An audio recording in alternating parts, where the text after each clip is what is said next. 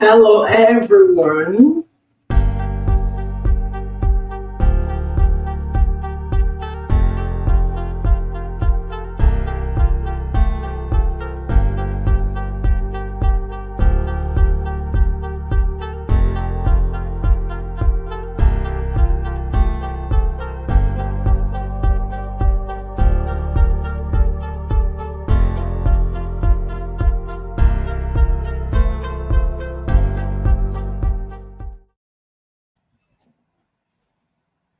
Hello, everyone.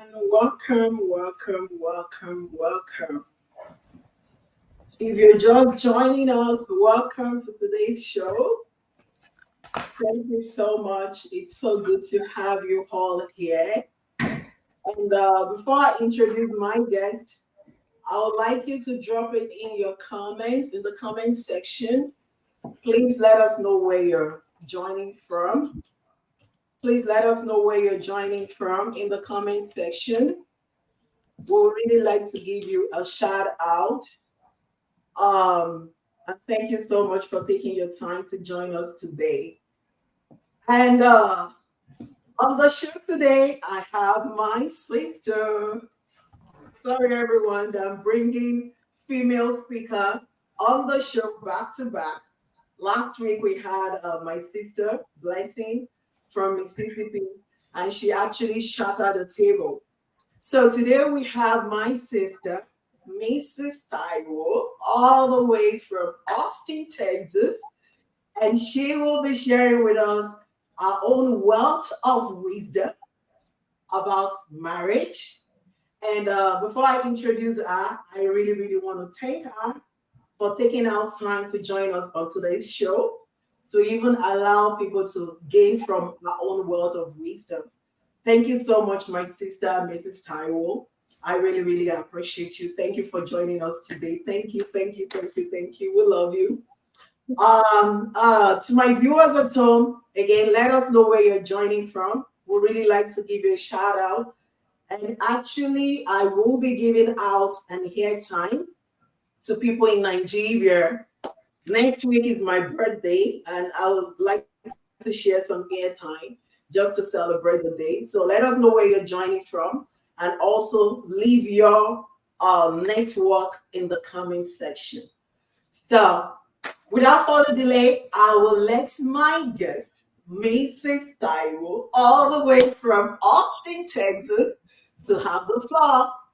Mrs. Taiwo, last week I put Mrs. Blessing on the all six. And sorry, I'll be doing the same thing for you today. I know that you're full of word of wisdom. So you will be helping us. I'm also going to learn from you and my viewers.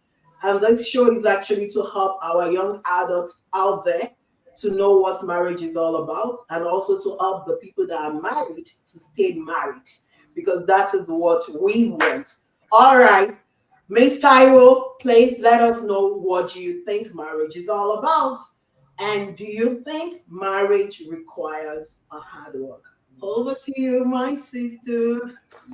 Thank you so much, Temilade. Thank you so much, Cecilia Howard, for having me on this wonderful Sunday afternoon. And for the viewers out there, for those of you that are seeing me for the first time, my name is Taiwo Agbaje. I am today I'll be sharing my experience of being married for as an individual that has been married for 15 years, 16 years now. I will be sharing some of the things, the tips, and what has worked, and my own opinion about marriage. But before I begin, I reside in Austin, Texas, and I'm married. I've been married for 15 years, going to 16 now, and I met my husband. We were friends for about 3 4 years before we got married, so I would say about 19 years together, close to 20 years together. And and we are blessed to have 3 kids. And my opinion about marriage, when it comes to marriage, is that for everything in life requires sacrifice and hard work, right? Mm, So, and marriage is not all that we are made to believe that it is. It's not always gloomy. It's not always rainbows and sunshines. There are definitely challenges. There are definitely sacrifices, and there are also a lot of hard work that goes into it. Now, as someone that has been married for 15 years now, I would say that the most important part that has really worked and that is still working for us is that for both of us, we see it as a partnership.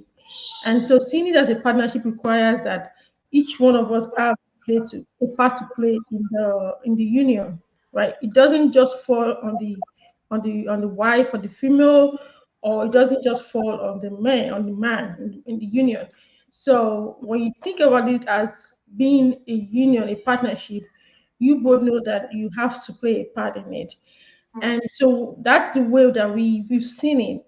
And then, in addition to that, we've also kind of looked at it from the perspective of our children, right? What kind of, when you think about the fact that the children, whatever comes out of a marriage, the children will be impacted either positively or negatively, depending on how you portray yourselves in front of them, right?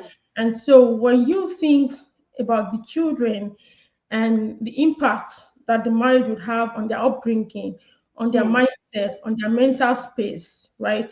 You will you will be intentional about how you portray your marriage, how you ensure that you're committed to the union. And quite frankly, and that's why I said that it's hard work, right? Nothing comes easy, and it's hard work because there are a lot of sacrifices that has to be made. Now, when you talk about the sacrifices, you often find that one party may be doing more sacrifice than the other, right? Sometimes it's the wife making more sacrifice, sometimes it's the husband making more sacrifice. But at the end of the day, when you look at it, that we're just one, we are both one. So it doesn't matter who does this, that has the higher weight of the sacrifice. It still goes to the same bucket, right? So that way you're not kind of looking at it from, hey, I did this, or you didn't do this, or maybe I did this more than you, and things like that. You will be working as a partner. So that's one thing to that I can say. And then the fact that it's an hard work is the reason why I would say that it's an hard work is also the fact that when before kids come in, you might be having, a lot of time together with yourselves, a lot of things going on. And then when you think about the fact that immediately kids come in, things change, right? Now, some of the focus shifts to now being having taking care of the children, you having to, cater for them, whether they're feeding, their education, and all of that. So those times that is being shifted away from both of you, a part of those times is now being shifted to the children. So that makes it a lot more harder for you to begin to now maintain the marriage, because prior to the children, it was all just both of you. You're always together, doing stuff together, having the dates and all of that. But when the children comes in, you find out that limited time, there's so much limited time you have. You have very limited time to really um dedicate some more time to yourselves like you used to have before the kids come in, right? So that's the part of the hard work. And then as an African woman, we're made to believe that when you get married, you're not just marrying your husband, you're also marrying the relatives as well. So, and oftentimes you find out that dealing with the relatives is even sometimes the hardest part of the union, right? Because your husband understands, both of you understand yourself, you know your flaws, you know what upsets you. Both of you understand each other, but oftentimes the extended family, the family on both sides do not often have insight into individual perspectives. And so a lot of times we've seen marriages that begin to have cracks as a result of intervention from relatives, from the sister of the husband, or the mother-in-law, or the sister-in-law, or whatever. And so as an African, being made to believe that you're not only marrying your husband or your wife, you're also marrying into the family. It now makes it a lot harder, because now you have to begin to think about how you will be. You have to begin to think about your relationship with your extended family, with your in-laws, right? Your mother-in-law, your father-in-law, and things like that. And having to, for an individual that has not been in that perspective, or has not been exposed to such big family, it becomes an issue. You now have to deal with, okay, how do I communicate with my sister-in-law? Should I use, what kind of respect should I give my sister-in-law or my brother-in-law, or when they come visit, what kind of food do I have to cook for them? Can they, things like that. You have to begin to think about that. And so having to deal with both the in-laws, then the sacrifices that comes with it, and then having to deal with, raising kids. Those are some of the key hard work that I see in marriage. But when you remove all of those external factors, if it's just between you and the husband or you and the wife, if you've done your own work very well while courting, before you got married, you've done your own work and you know that you both are a good fit for each other, marriage is often very enjoyable as long as you don't allow those external factors to come in, right? But by the time you begin to have external factors coming in into your marriage, aside from the children, which they are yours, by the time you begin to allow external factors, maybe in-laws and families getting into and pestering into your marriage affairs, that's when it now becomes even a lot more difficult, because there will be things that people will be seeing things from different perspectives that you and your husband or you and your spouse are not looking at it from that angle, and so they will begin to bring in all sorts of different ideas, different opinions into the marriage, which usually begins to cause cracks in the marriage. So that's what I would say for now. Wow, wow, wow, wow, wow, wow, wow. Excuse me. That's a lot within that short frame of time. Oh, Mrs. Yeah. Taiwo. Wow. So I'm gonna pick you up from what you said. You actually said marriage is hard work, and from all I can grasp, you said the hard work comes in from the perspective that you have to deal with your spouse as an individual. Then now you have to, then the kids now comes in. You have Mhm. to deal with the kids. That makes it more hard work. Then Yes. now you have to deal with your in-laws, the people that you are joining with. Because Yes. now, if you're coming from a family of three, your spouse has three siblings with him, making four. Now you have seven siblings, technically. So you Yeah. have to, what you're saying is that for young adults that want to get married, you have to study them, you have to know them, Yeah. because Exactly. you already know your spouse while you both of you were cutting. But Yes. you have to know your new siblings. Don't let me use the word in-laws. Yes. Yes. And you've not even added the fact that you have to know your spouse's parents also. That you have to know them, that because if you don't know them, study them very well, that can actually affect the marriage. Yes. Wow. Wow. That's a lot of work, Miss Tayo.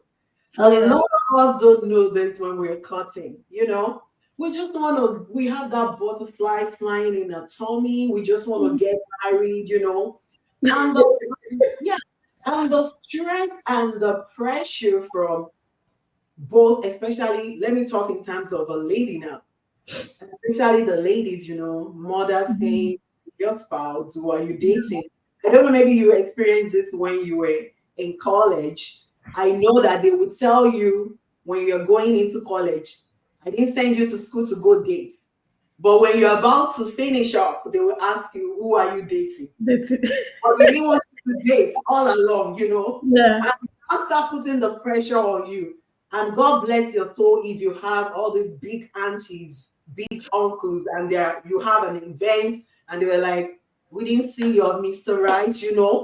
But Mhm. all these aunties, big uncles, they don't call us down to tell us this that you just told us.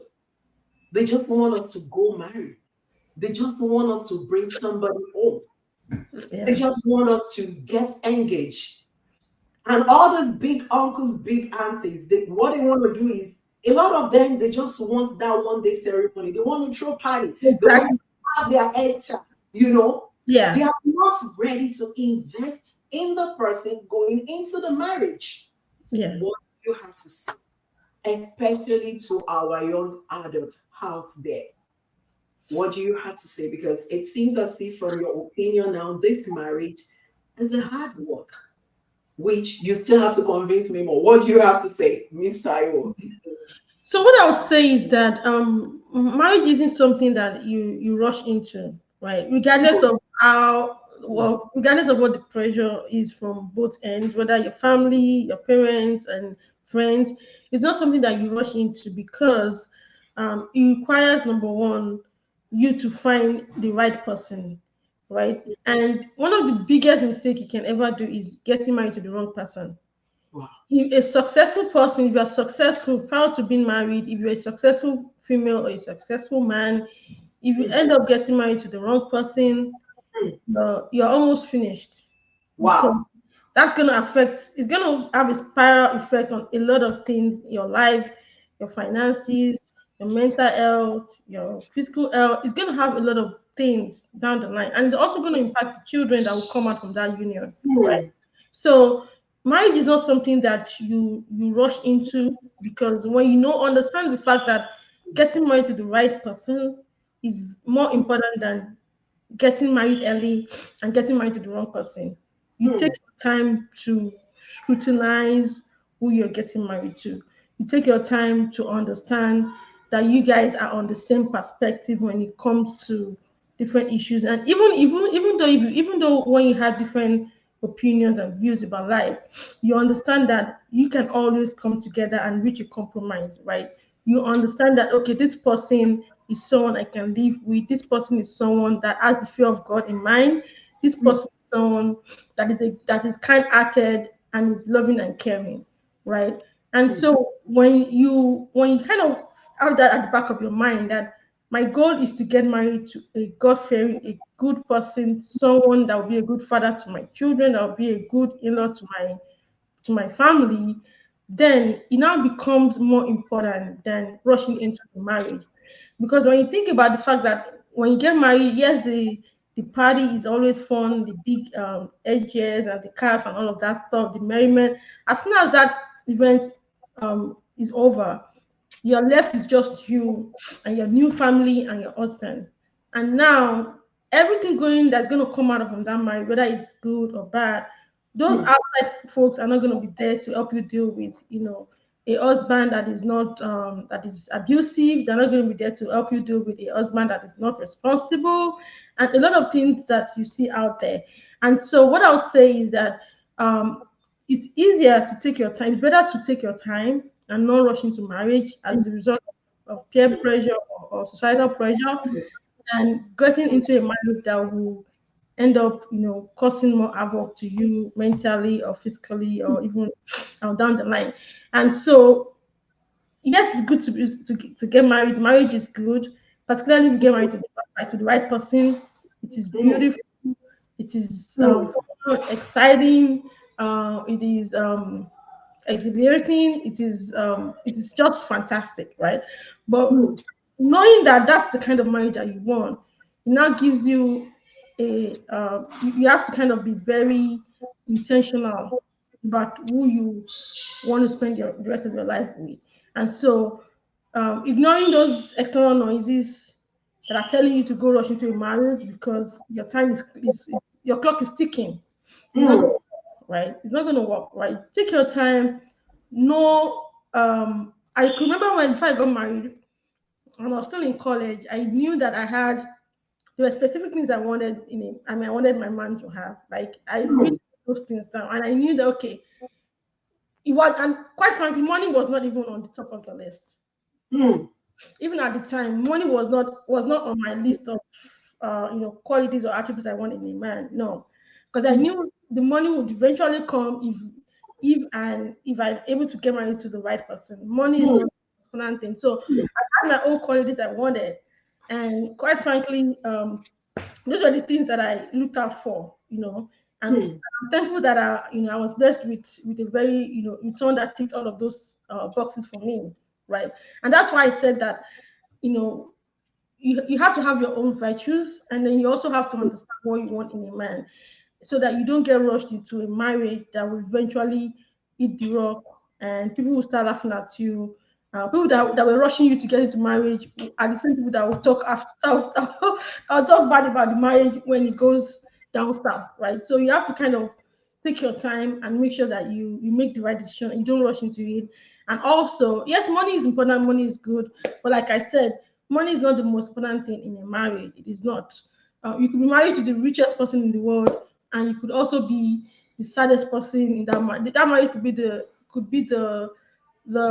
be your own point of sadness, right? So we also have people that are not so wealthy, they're not so rich, but they're enjoying their marriage. Their marriage is beautiful, and that's why I said that money is not really the first thing to, to look out for in a man.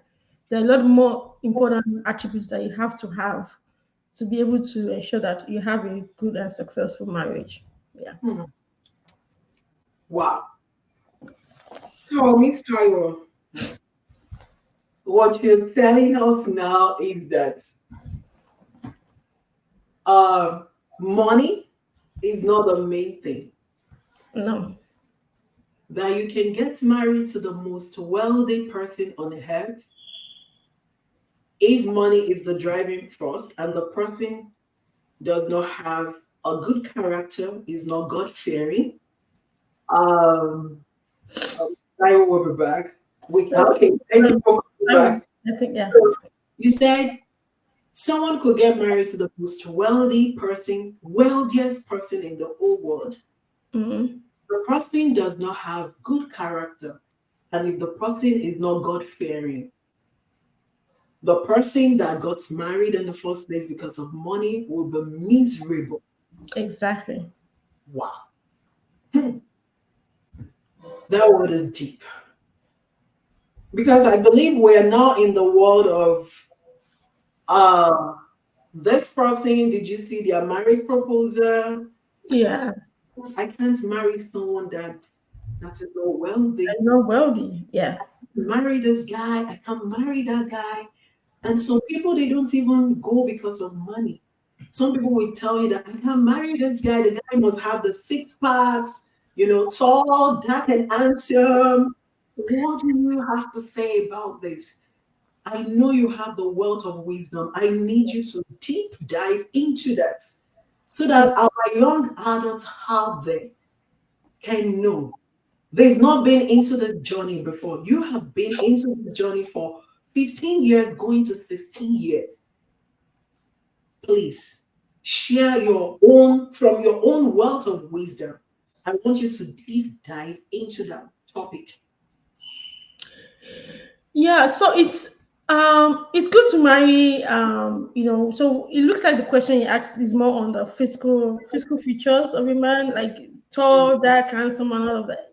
what? Everybody have their own desires and their own perfect man definition of a perfect man. But we also and we also have to kind of realize that you know when you think about the tall, dark, handsome, good looking and all of those, how many men do we have that has those qualities, right? And what would you choose between a man that has those qualities and would treat you differently or would treat you badly versus a man that is, versus an individual Mm, that doesn't have 100% of those qualities, mm, but they have God fearing, they mm. have they are well brought up by their family. They are from a very good, respectable family. When I mean respectable, not Influential. influential. I mean in terms of from a well brought up family, and they have from your interaction, they are kind hearted, they Mm, are kind, and they love you, right? And mm, they care, right? So when you look at those things, you find out that some of the things that we look out for some of the things that we look out for in marriages, right? Prior to us getting married as a young adult, mm, before we were trying to get married, we are looking for an husband, we're looking for a wife. Some of the things that we look out for mm, are, are sometimes not the most important things. mm, Because, for instance, if you're looking out for money, you're looking out for someone that is tall, that can answer, right? What if, yes, the person has the money? What if the person has the physical features you want, but he or she is a womanizer, he or mm, she is a liar, he or she is is not well brought up, or he or she is lazy, right? Now you've kind of neglected the key things that will make the marriage work. You've neglected them for material or physical things that eventually will fade away, right? Mm. And one of the reasons why getting married to someone based on physical looks is not I wouldn't say it's not 100%. I wouldn't say that should be a tiebreaker.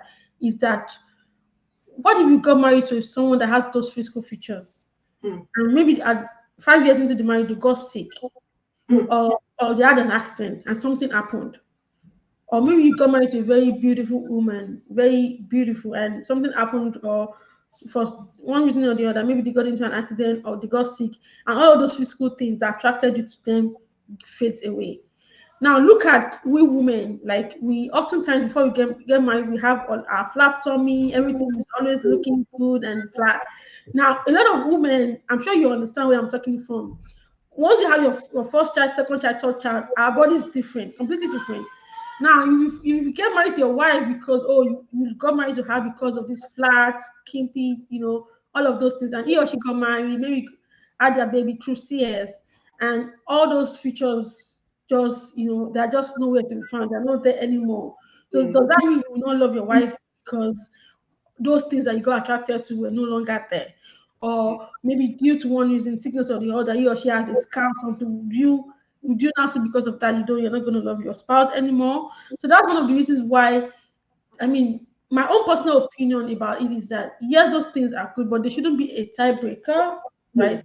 right? Beauty should not be the number one thing. Yes, beauty is good physically and all of that stuff, but again, you have to everything has to be weighted, right? It has to be weighted. You could have a beautiful woman or an handsome man, and he or she may have a bad character. Would you marry someone that has a bad character, or would you marry someone that is a womanizer because they are rich, handsome, and all of that, and you know that this individual womanizes? Would you now go into that marriage knowing that, okay, this kind of person, this is the character of this person? That's why I said that character is still the the character is still number one thing, because you find out that marriages that survive the test of time, that Mm. last to, you see, 50 years, 70 years of marriage, 60 years of marriage, you Mm. realize that both parties are, I mean, from experience, for the ones that I've seen, you Mm. realize both parties were, throughout the period of their marriage, were themselves, where of course mistakes will happen, things will happen.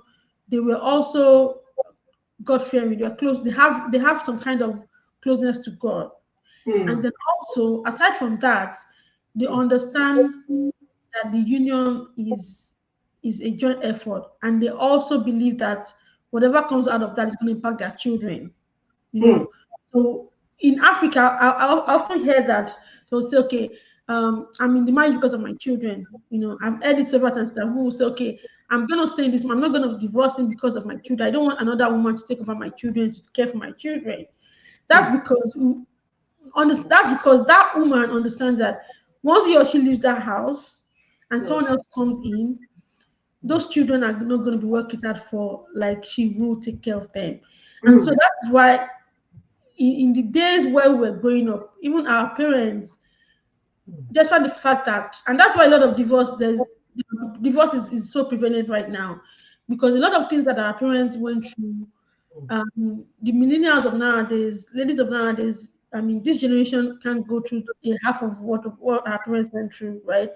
And so that's why you see that in those days, Mm. despite the fact that some men were still not responsible, some men were still so were still kind of, I mean, getting into infidelity. You still see the woman staying into that marriage.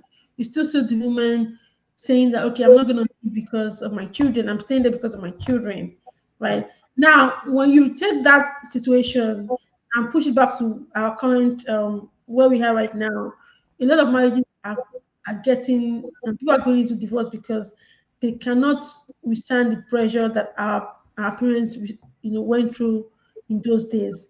Now, if a woman goes through, is in a marriage that is being, that the husband or the wife is going through, or is going into infidelity or maybe having an affair outside of the marriage, mm, oftentimes is that's just a recipe for divorce. That's just divorce, right?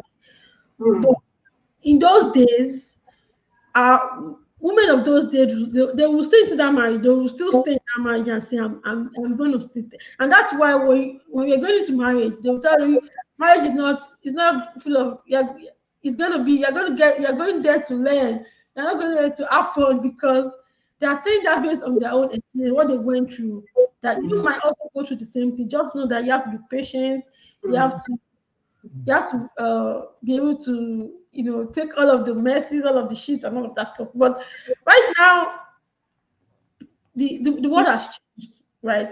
Marriage is different from what it used to be in those days, in centuries. Now everybody wants, their man to be responsible in the house.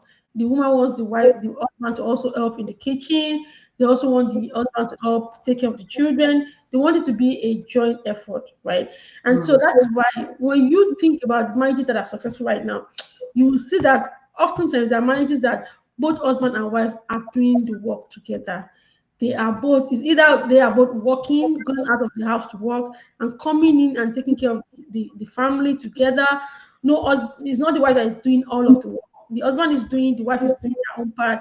And understanding that that is what will make the marriage successful in this current dispensation that we have right now is one of the things that I've seen that has really been beneficial for those that have been able to get their marriages to work up until now. And so, again, things have changed, right? So things have changed. Um, it's no longer where the man will sit down and spread their legs and the woman will do all of the work. Now men are beginning to see that women have also taken part of, they've taken a good chunk of the responsibility as well. They also go out to bring in money, and so as a result of that, they have to also take part in helping with whatever they can help in the house, whether it's taking care of the kids, whether it's even helping with some things in the house, some chores in the house, getting the kids ready for school, getting the kids ready for church, and things like that. And so when you think about it as a union, it makes it a lot more easier to handle, and then you will enjoy the marriage.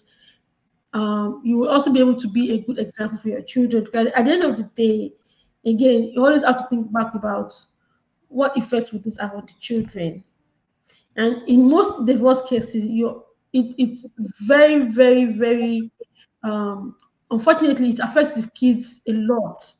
And sometimes I actually even think that it affects the kids more than the spouses, because at the end of the day, they really cannot voice out what they're going through, right?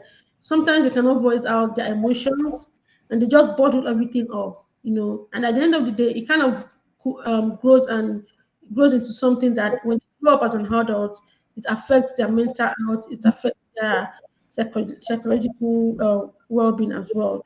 And so for me, it's just looking to ensure um, that making a frantic effort to make it work. And also communication is also very key, right? There are bound to be mistakes. Definitely, there are going to be situations where both of you will either do something bad or hurt the other person. But understanding that um, being able to say I'm sorry is very, very important. And that makes it a lot easier, knowing that okay, you're not going to bed with any animosity towards the other person. You're not letting your grudges extend to days.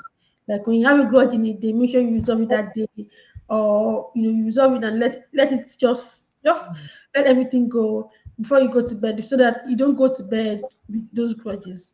And that's one of the things that for us we do. I can't really say that. I mean, and I'm not saying this out of because I'm saying this based off of I mean, 15 years. I can't really say that we've not really gone to bed with grudges and say, okay, we have grudges for 2 days, 3 days. No. So we always kind of understand, okay, I've made a mistake, I'm sorry, and things like that. And we make sure that we resolve it right there and then. And also making sure that even when you're doing those conversations, the kids are not there. They're not there to see any of those, those things, right? And when you bring up your children in a house that is filled of love, that they only see their parents show love and affection towards themselves, it makes the children are going to it's going to impact the children positively. They're going to see life differently, and they're going to come back and tell you sometimes from their experiences at school that one of my friends is family is going through a divorce and they feel bad about it. They'll come back and tell you that, and they're going to see things different, like, oh, I kind of feel like they're fortunate to be brought up in a home that is peaceful, in a home that is love, and then their parents have been, they are, they're affectionate about each other, right? So again, thinking about the children is really important, and they come first to me. They come first, and yeah. So that's one of the reasons why, again, it's hard work. It definitely is hard work, but when both parties have kind of looked at it as from the perspective of we have to make this thing work. Like there's no plan B. We just have to make this thing work, right? And yeah, that there's no plan B. Well, how can I survive without you? Like, how can I survive without my husband? How can I survive without my wife? Like, so what are the things that we need to do to make sure that this thing works? You know. So those are the things that I would say. And so for those that are, young adults, is like I said, money is not it's not number one priority. Or it is not, because yeah, it is not. Money is not. Yeah. So Thank you so much, Mrs. Taiwo. thank Before you. I come back to you, one of our viewers, they have a question for you, but Okay. I am going to reserve mine to wrap up Mhm. with all what you said. Yeah. All what you said. Let me read out our viewers' question to you. Miss Bakare Wemimo from Lagos. So, our question to you is that um hold on. Can you help? Actually, she has two questions for you. Can you help with real life problems, or I say situation that requires urgent attention, and how you overcome that? Like Okay. mm, real life problems. I would say, okay, maybe like example, how you overcome that. Okay. Yeah. Yeah. A second question is that what of ready and unready couples? Oh, okay. What of couples that are married couples that are fighting unseen battles? What can we say today?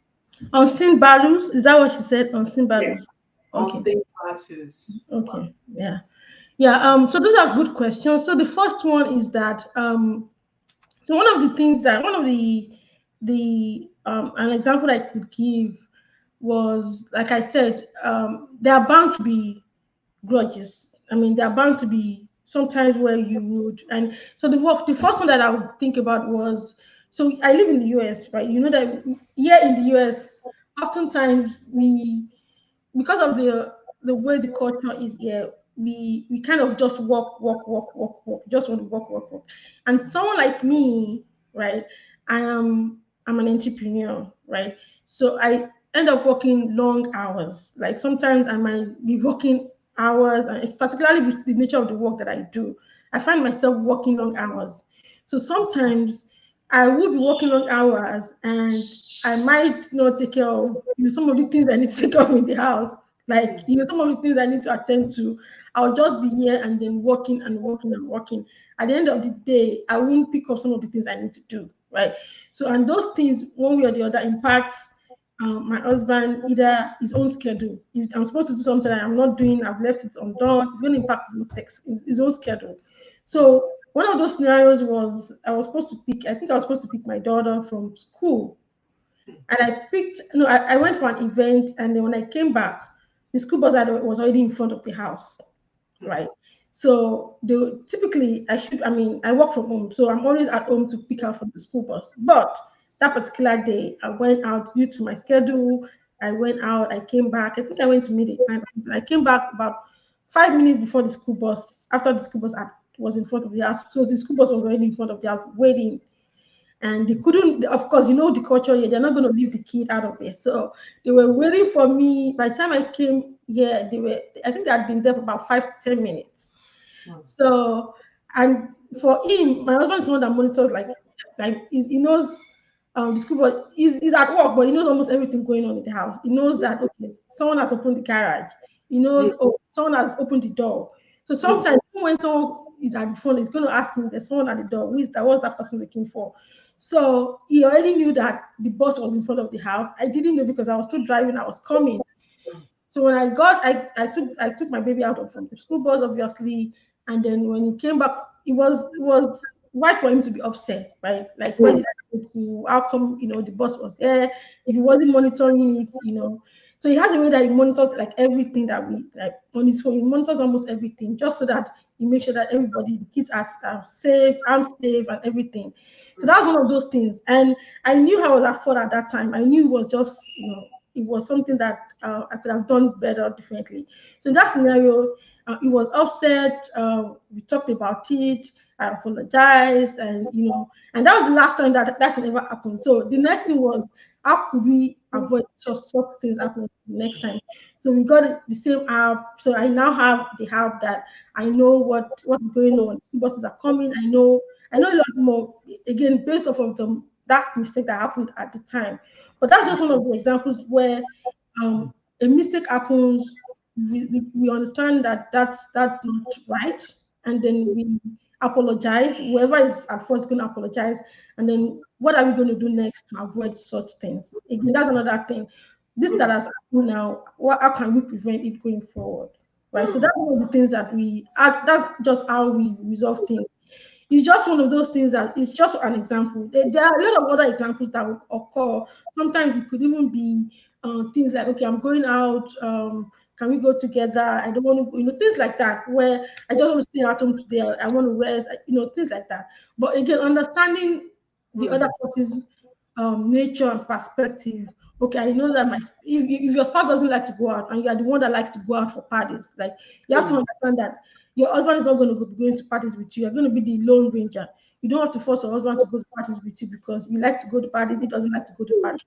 So you have to understand everybody's nature, everybody's kind of lifestyle, and respect their lifestyle, so that it's not going to keep causing grudges in the marriage.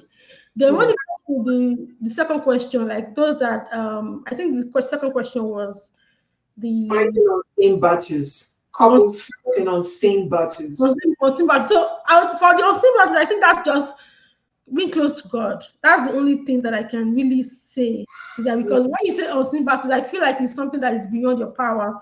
It's out of your control. Like you just don't understand how things are going. Even though you've tried everything to make the marriage work, it's still not working. Again, if you feel like if you have that marriage has children, number one, I wouldn't recommend staying in a marriage that is filled with physical abuse. If you're physically abused, that's a no. I wouldn't recommend staying in a marriage, even if the children, no matter what, you still have to get yourself to safety. Number one. I also wouldn't agree staying in a marriage that is filled with emotional abuse. Sometimes emotional abuse is even worse than physical abuse, right? But when it comes to things that are outside of your control, like you know that there's some power that is working against you, and you feel that, and maybe due to historical family issues and things like that, those are things that you have to take to God. Like you have to kind of go back to God, do your own fasting, pray to God, and talk to your pastor, talk to your mom about it. And more importantly, is the prayer that you yourself say to yourself. I know a lot of us always like to take our prayers to our pastor, our imams, and things like that. But what are you? How close are you to God? I mean, how close are you to God in terms of, do you wake up in the morning, in the midnight to talk to God? Do you fast? Do you cry to God and tell God, this is what I want, this is what I'm going through, can you help me, and things like that? Because sometimes the prayers that we say ourselves to God is even much more powerful than the prayers that we are telling someone else to pray for us, right? You are crying to God, you're on your knees, crying to God night, telling God what your problems are, and So for that particular one, I would say closeness to God is the solution to that. That's Hmm. be yeah. Hmm. Mrs. Taiwo. What other question do you have? Is there any other question? I actually think marriage is a scam because of the work that it involves, which our elders don't tell us when we're planning to go into it. And they are quick to push us into it, and we get to figure it out by ourselves when we get into the marriage. But I think with all what you've said today, you've joined the four people that came to this show before you to convince me a little bit that marriage is not a scam. And I really, really appreciate all your wealth of wisdom today. To reiterate what you said to round up this show, so to our viewers at home, Miss Taiwo was able to tell us today that marriage actually requires a hard work. And she was able to break it down for us that the couples involved, they have to work by understanding each other. They have to work by helping their kids because now the kids are involved. It makes it more work. And they also have to work by understanding their spouses, siblings, and family to make the marriage work so that the marriage will not crack. And also, she was able to tell us that even in the marriage, you don't have to look for the most wealthiest person to marry because if you do, you'll be miserable. You have to base your marriage on someone that is God fearing, somebody with virtues, good virtues, that money will come along the line. Money should not be the main thing. And that's for our young adults out there. Money should not be the driving force. You should base your choosing of your spouses to somebody who is God fearing, somebody that has virtue, that will take good care of you. Then you also talk about prayer, making God the anchor of the marriage and the home. You said without God, marriages cannot work. And you also gave a word of wisdom in between by advising our viewers, the young adults that are about to get married, to set what they want carefully in prayer. God, this is what I want. And the people that are married, that they should pray to God. Wake up in the middle of the night, stop sleeping and slumbering, and pray to your God about your marriage.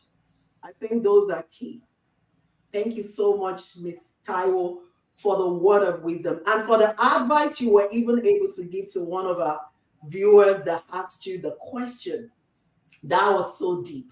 And thank you to our viewers, Mrs. Wemimo, for asking that question all the way from Nigeria. We really appreciate that.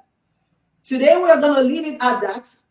And we will leave it to our viewers at home to let us know what they think, if marriage is still a hard work.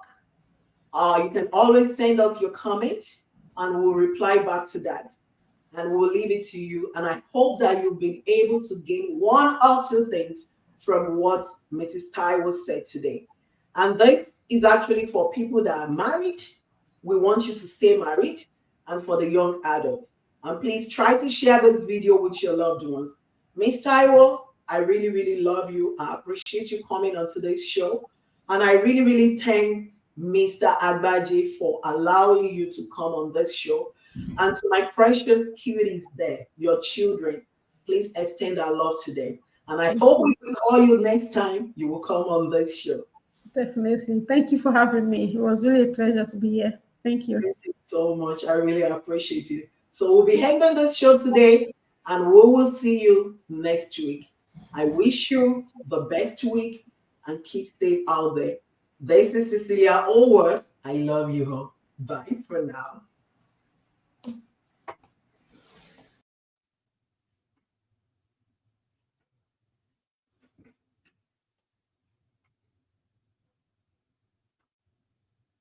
Bye for now.